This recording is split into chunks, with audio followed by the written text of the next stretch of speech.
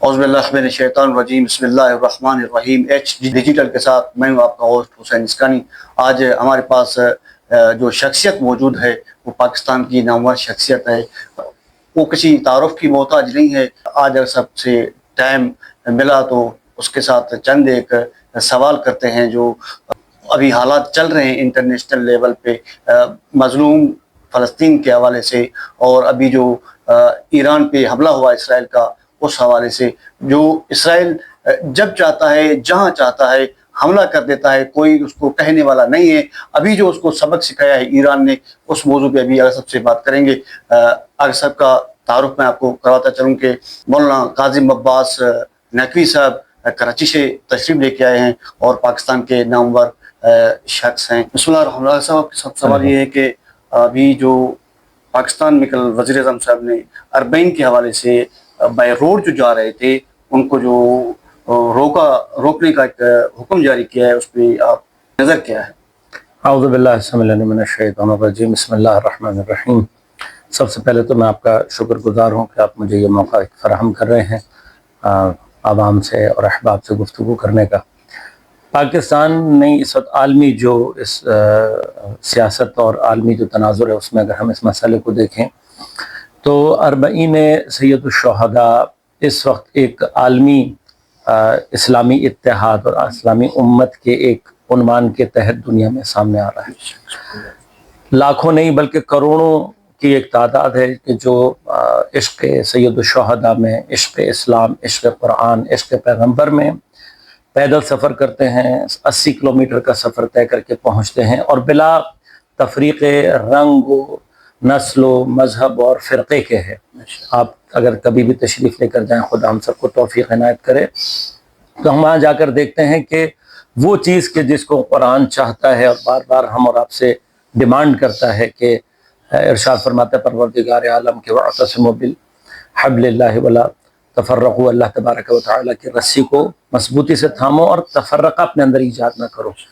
ये हब्लुल्लाह इंसानी तारीख़ में जब अपनी किसी शक्ल को इख्तियार करती है, किसी मिस्दाक़ को इख्तियार करती है, तो उसमें एक अहम तरीन मिस्दाक़ करबला है। इमाम हुसैन अलैहिस्सलाम ने जिस तरीक़े से अफराद को जमा किया बिला तफरीक़ मज़हब और रंग और नस्ल और ज़बान, हम देखते हैं कि वहाँ वहाब कल्बी जो कि ईसाई मज़हब से ताल्लुक़ रखते थे वो भी हैं, ज़ुहैरक़ैन भी हैं जो कि उस्मानी मज़हब से ताल्लुक़ रखते हैं, हुर भी हैं जो कि यजीदी लश्कर से ताल्लुक़ रखते हैं, लेकिन आकर जमा होते हैं और उस हब्ल इलाही का मुज़ाहिरा करते हैं जो कि उम्मत वाहिदा का तस्वुर देते हैं। इस वक्त अरबईन हुसैनी पूरी दुनिया से इन्हीं आशिकान को, अब पाकिस्तान से सिर्फ शिया कम्युनिटी नहीं है जो चाहती है, यहाँ से जितने भी आशिक जो हुसैनी हैं वो सारे के सारे इस अरबईन पे जाते हैं और वहाँ पर इस उम्मत वाहिदा के इस तस्वुर को पेश करने की कोशिश करते हैं। लिहाजा इस वक्त जो पाकिस्तान में हमारे लिए तो ये यानी इंतहाई ताज्जुब अंगेज़ खबर है, बेशक इसमें कोई डाउट नहीं। हम पूरी तरह से मुतवज्जे हैं कि जो भी हालात हैं, जो भी चीज़ें पेश आ रही हैं सियासी एतबार से, जो भी मसाइल हैं, लेकिन इन मसाइल में कभी भी यानी ज़ायरीन को टारगेट नहीं बनाया गया। ज़ायरीन पे कभी इस तरह के, ठीक है बाज़ औक़ात बाज़ इलाक़ों में ऐसे हालात पेश आए थे कि जब ये सारी सूरत हाल हुई थी, लेकिन उमूमी तौर पर जो ज़ायरीन है उनका एक एहतराम पूरे पाकिस्तान के जितने भी मुसलमान हैं उनके दिलों में मौजूद है। और लिहाजा हम देखते हैं कि बिलअक्स ये है कि जहाँ जहाँ से ज़ायरीन गुजरते हैं लोग उनकी खिदमत की तरफ बढ़ते हैं और फिर एक दोबारा उम्मत वाहिदा का तस्वुर पैदा होता है। लिहाजा हम नहीं समझते, और रियासत की जिम्मेदारी ये नहीं है कि वो आपको किसी इबादत से और किसी, मसलन फ़र्ज़ करें कि आप यहाँ से कल को 12 रबीउल अव्वल पे पाबंदी लगाना शुरू कर दें, क्योंकि मुसलमानों का एक उमूमी हक़ है कि जी सिक्योरिटी चूँकि क्लियरेंस नहीं है तो हम आपको परसों उठ कर आ जाएंगे, कहेंगे जी हम आपको मसाजिद में नहीं जाने देंगे क्योंकि सिक्योरिटी कंसर्न है। तो ये यहाँ अगर आप वाकई सिक्योरिटी कंसर्न रखते हैं तो फिर आपको अपने मामलात पर गौर करने की ज़रूरत है, और ये आपका फेलियर है। तो फिर आप जितनी भी बातें कर रहे हैं इसके अलावा कि हमने ये कर दिया, हमने वो कर दिया, आपका ये बयान खुद आपकी हुकूमत और इंतजामी फेलियर का निशान। लिहाजा हम ये देख रही हैं, हमारे सामने है, ये खास किस्म की सिक्योरिटी मसाइल हैं जो शियों की निस्बत पेश आते हैं। हाँ मसलन फ़र्ज़ करें कि आप 3 रोज़ में जंग करके बड़े ताकतवर किस्म के अपने हमसाये को तो हरा रहे हैं, लेकिन आप मसलन 20 किलोमीटर की एक रोड जो है उसको पुरअमन नहीं कर सकते। ہاں آپ اتنے بڑے طاقتور دشمن کو ہرا رہے ہیں، لیکن اربعین حسینی کی اچھا مثلا مزیدار بات یہ ہے کہ ہمارے جو مثلا سکھ برادری ہے، اب ہم سے وہ نہیں کرنا، ہم سے بتانے کے لیے عرض کر رہے ہیں، وہ آئیں خوش آمدید، وہ زائرین بھی ہمارے لیے اسی طرح سے محترم ہیں جو نانکانہ صاحب میں آتے ہیں۔ اب آپ وہ جگہ جو آپ کا بدترین دشمن ہے اس سے جو آپ کی راہداری آ رہی ہے وہ تو محفوظ ہو سکتی ہے، لیکن ظاہر امام حسین کی جو راہداری ہے اس کو آپ محفوظ قرار نہ دیں تو یہ پھر آپ کی سیکیورٹی لیپس ہے، اور اگر آپ اس کے قابل نہیں ہیں تو چھوڑیں جگہ کسی اور کے لیے جو اس کا اہل وہ کر سکیں۔ ماشاءاللہ بہت اچھی۔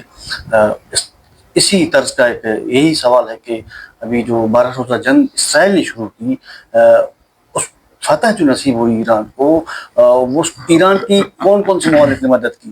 ابھی تو دنیا دعویٰ کر رہی تھی کہ بھئی ایران کی فلاں ملک نے مدد کی، فلاں نے مدد کی، فلاں نے مدد کی، مگر وہاں کے جو کارندے تھے حکومت کے، ان لوگوں نے کہا کہ مدد کے لیے سب نے بولا تو صحیح، مگر ابھی تک ہم نے کسی سے مدد نہیں لی ہے۔ آپ اس پہ تھوڑا روشنی ڈالیے گا۔ برادر لازمت ہے ابھی جو اس وقت 12 روزہ جنگ اور اس کے آثار سب پوری دنیا میں مرتب ہو رہے ہیں۔ سب سے پہلے تو وہ غرور ٹوٹا ہے کہ جو عالمی استکبار اور عالمی طاغوت اپنا روب اور دبدبہ بیٹھاتی ہے لوگوں کے دلوں میں کہ جی ہم سپر پاور، یہ سپر پاور کا لفظ امام خمینی رضوان اللہ تعالیٰ علیہ نے اس وقت کہا تھا کہ جو کوئی بھی ان کو سپر پاور سمجھ رہا ہے وہ اسلام کے دائرے سے خارج ہے۔ کیوں؟ اس لیے کہ اصل سپر پاور پروردگار عالم خداوند کریم، اور پروردگار عالم ارشاد فرماتا ہے ان تنصروا اللہ ینصرکم ویثبت اقدامکم، اگر تم اللہ کی مدد کرو گے اللہ تمہاری مدد کرے گا اور تمہارے اقدامات کو مضبوط کرے گا، ثابت کرے گا۔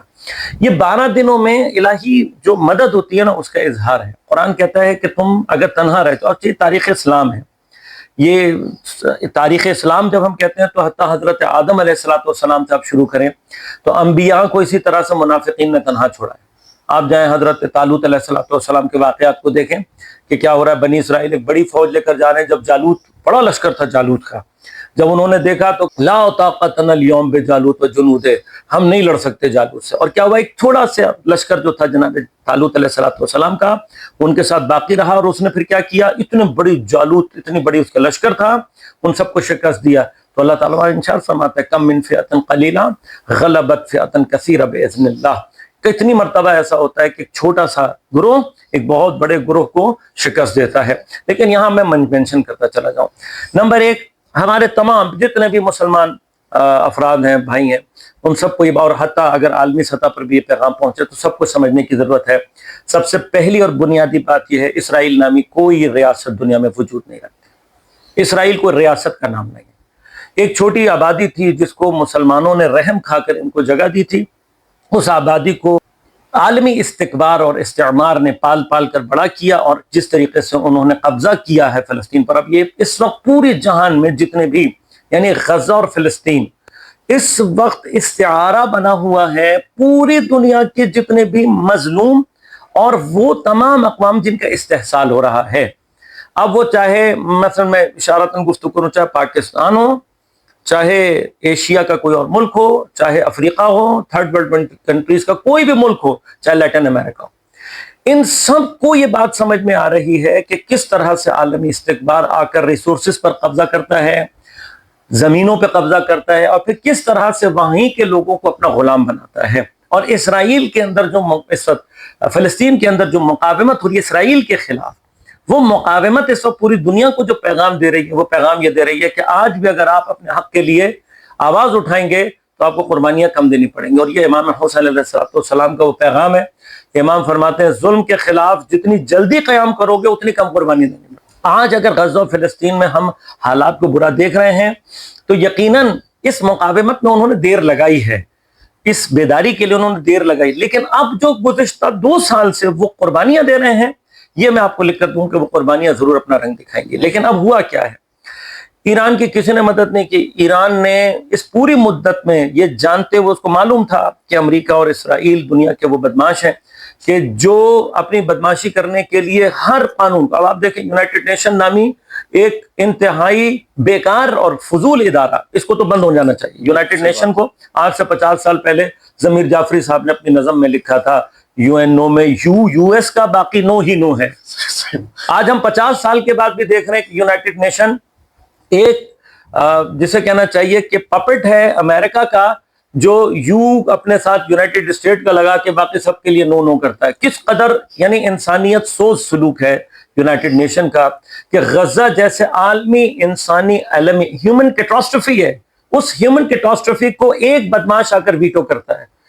بیدار ہونے کی پوری دنیا کو اس وقت بیدار ہونے کی ضرورت ہے. اگر یونائٹڈ نیشن اس ویٹو نامی ڈرامے کو اپنے ساتھ رکھے گا تو اس کا مطلب یہ جمہوریت کی روح اور انسانیت کی اقدار کے خلاف ہے. تو ہم تو پہلا ڈیمانڈ بھی یہ کرتے ہیں کہ یونائٹڈ نیشن سے اس کو ویٹو کو ختم کرنا چاہیے. ایران نے کیا کیا؟ ایران نے یہ کیا کہ اس 12 دن آپ کمال دیکھیے, آپ میں اس کو کہتا ہوں یہ ہے ایمان کی طاقت کا اثر کہ اتنے میزائل برسائے, اتنا سب کچھ کیا, نمبر 1 کہیں پر بھی ان کی سویلین عبادی کو نشانہ نہیں بنایا کسی ایک مقام پر. آج بھی ایران نے یہ بات ثابت کی ہے.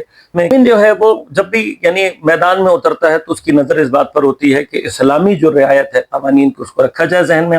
ایران نے سب سے بڑا کام یہ کیا ہے کہ ان کی جتنی بھی یہ ظالم استکباری قسم کے جو ادارے تھے ان کو تباہ کیا ہے, ان کی ریڑھ کی ہڈی کو توڑ چکا ہے. اس وقت یہ یقین رکھیں کہ ابھی امریکہ اور اسرائیل کے اندر کوئی دم خم باقی نہیں ہے, گرچہ چونکہ میڈیا عالمی ان کے قبضے میں ہے, انہوں نے بہت کچھ ظاہر نہیں کرنے کی دیا, لیکن ابھی چائنا کی ڈاکومنٹری سامنے آئی ہے جس نے ان کا سارا پول کھول دیا کہ اب یہ اس قابل نہیں ہے. اور انشاءاللہ آئندہ بھی انہوں نے اگر غلطی کی تو وہ جو امام خمینی نے کہا تھا کہ امریکہ اصلاً ہیچ غلطی نمی توانت کر کے ایک غلطی بھی انشاءاللہ نہیں کر سکتا, اور اس کا جو کرے گا تو اس کا جواب انشاءاللہ اس کو ملے گا.